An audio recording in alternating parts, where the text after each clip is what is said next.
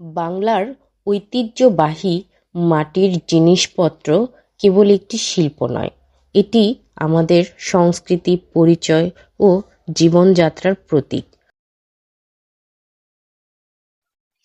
মাটির এই জিনিসগুলো কি সুন্দর, কড়াইটা তো আমার খুব পছন্দ হয়েছে। মাটির এই জিনিসগুলো গ্রাম বাংলার ঐতিহ্য বহন করে।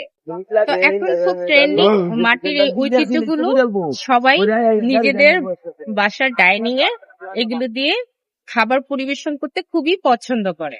তো আমারও খুবই পছন্দ। বাটিগুলো অনেক সুন্দর, এগুলোতে যে কোনো ভাজি, ভর্তা রাখার জন্য খুব সুন্দর, পরিবেশনের জন্য অনেক সুন্দর। প্রাচীনকাল থেকেই গ্রামের মানুষ মাটির জিনিসপত্র ব্যবহার করত দৈনন্দিন প্রয়োজন মেটাতে। মাটির হাঁড়ি, সরা, কলস, পুতুল বা প্রদীপ শুধু তাদের প্রয়োজনীয়তা পূরণ করত না, ঘর আঙিনা সাজাতেও ব্যবহার হতো। তবে আধুনিককালে কৃত্রিম এবং প্লাস্টিক সামগ্রীর বিস্তার এই ঐতিহ্যবাহী শিল্পকে ধীরে ধীরে প্রান্তিক অবস্থায় ঠেলে দিয়েছে।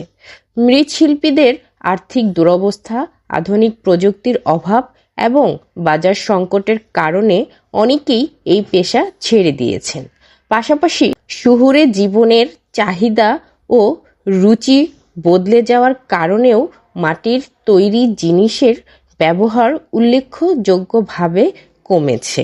এখন প্রয়োজন মৃৎশিল্পের নতুন সম্ভাবনা খুঁজে বের করা, এটিকে আধুনিক জীবনের সঙ্গে সামঞ্জস্যপূর্ণ করে তুলে ধরা।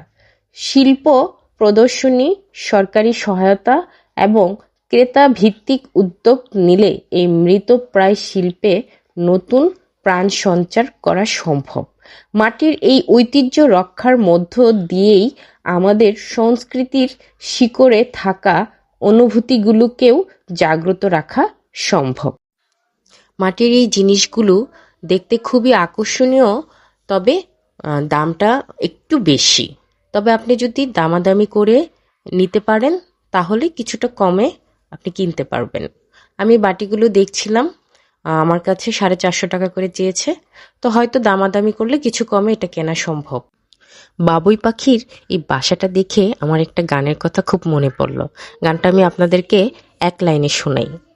প্রেম হইল রে বাবুই পাখির বাসা। চলে এলাম ফুলের রাজ্যে। প্লাস্টিকের ফুল আজকাল